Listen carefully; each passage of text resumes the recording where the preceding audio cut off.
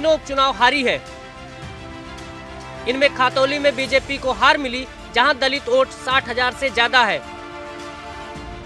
मैनपुरी में दलितों की संख्या 1.5 लाख के करीब है, यहां भी बीजेपी हारी। तो घोसी में दलित मतदाता 90,000 के करीब हैं, यहां भी हार मिली। यानी बीजेपी के पास दोहरी चुनौती है, पहले ये कि बीएसपी के कोर वोट बैंक में सेंधमारी करने की, दूसरी उन दलित मतदाताओं को अपने पास वापस जोड़ने की जो किसी कारण से पार्टी से दूर हो गए हैं।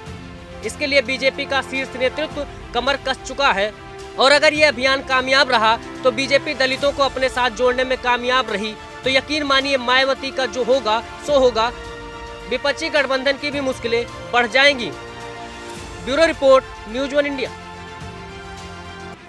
जो अनुसूचित वर्ग मोर्चा है वह अनुसूचित वर्ग लोगों के बीच में दलित बस्तियों में जाकर के और उनके जो सांसद हैं, विधायक हैं, जनप्रतिनिधि हैं, वो सभी और अनुसूचित वर्ग मोर्चा के पदाधिकारी और कार्यकर्ता सब गांव-गांव जाकर के और दलित बस्तियों में जाकर के सरकार दलित समाज के समृद्धि और खुशहाली के लिए क्या कार्य योजनाएं लाई है और क्या नीतियां और कार्यक्रमों का क्रियान्वयन कर रही है, इन सब के बारे में व्यापक रूप से जनसंवाद करते हैं। 9 साल की भारतीय जनता पार्टी की सरकार में सबसे ज्यादा अगर किसी पे अत्याचार हुआ है तो दलितों पे, पिछड़ों पे, अल्पसंख्यकों पे, किसानों पे, मजदूरों पे हुआ है।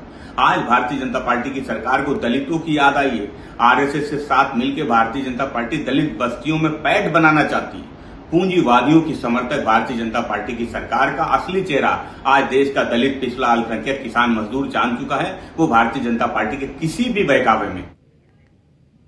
तो दलितों को साधने की पूरी कवायद जारी है और इसी कड़ी में आपको बता दें कि बीजेपी की ओर से अभियान चलाया जा रहा है, बस्ती चलो अभियान, जहां पर बस्ती में जाकर दलितों से बातचीत की जाएगी, उनकी समस्याओं को समझा जाएगा, साथ ही साथ फीडबैक लेकर शीर्ष नेतृत्व तक साझा किया जाएगा। और इसी मुद्दे पर चर्चा करने के लिए हमारे साथ मेहमानों का एक खास पैनल जुड़ा हुआ है, जिनसे मैं आपका परिचय करा देती हूँ। साक्षी दिवाकर हमारे साथ कुछ देर में जुड़ेंगे, जो कि प्रवक्ता है बीजेपी से। फखरुल हसन चांद जुड़ेंगे हमारे साथ, जो कि प्रवक्ता हैं सपा के। और सर्वेश कुमार वरिष्ठ पत्रकार हैं, हमारे साथ जुड़े हुए हैं। आप सभी मेहमानों का बहुत बहुत स्वागत करती हूँ। सर्वेश, आपके पास आना चाहूंगी और आपसे समझना चाहूंगी, देखिए जिस तरह से बस्ती चलो अभियान की अब ये शुरुआत की गई है, कहीं ना कहीं दलित वोट बैंक को साधने की बड़ी कवायद जारी है, किस तरह से देख रहे हैं आप इस पूरे अभियान को? का फोकस इस बात पर है कि 2024 के चुनाव में भारतीय जनता पार्टी को कुल मतों का 50% से अधिक मिले।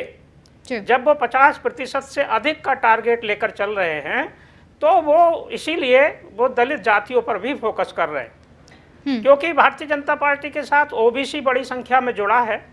और भारतीय जनता पार्टी में तो एक अभियान ही चल रहा है कि ओबीसी फर्स्ट, हर जगह ओबीसी को प्राथमिकता मिल रही है जी। लेकिन चिंता की बात यह है कि भारतीय जनता पार्टी घोसी में चुनाव हारी है, उसकी भी समीक्षा करनी चाहिए। घोसी में दलित वोट भी है, दलित वोट चूँकि वहाँ मायावती जी का कैंडिडेट नहीं था, इसलिए ये वोट किधर गया, ये भी जो भारतीय जनता पार्टी के लिए चिंता की बात हो सकती है। लेकिन वहाँ जो राजभर वोट है, जो चौहान वोट है, ये भारतीय जनता पार्टी के साथ था।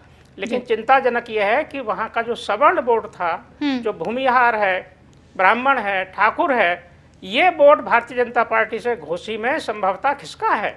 ये चिंता की बात है। और जो 2 चुनाव और हारी उपचुनाव, मैनपुरी में चुनाव हारी भारतीय जनता पार्टी। मैनपुरी परंपरागत रूप से समाजवादी पार्टी की सीट है, यादव बाहुल्य सीट है, दलित भी है, वहाँ ठाकुर भी हैं बहुतायत में, लेकिन सर्वाधिक वहाँ यादव है जी। और ये चुनाव मुलायम सिंह जी के निधन के बाद हुआ था, तो उसके एक सहानुभूति लहर भी थी। खतौली का जो चुनाव हारी भारतीय जनता पार्टी, खतौली के समीकरण अलग तरह के हैं। खतौली का समीकरण और घोसी के समीकरण की तुलना नहीं हो सकती। खतौली में जाट, गुजर, सैनी, त्यागी, इन जातियों का बाहुल्य है।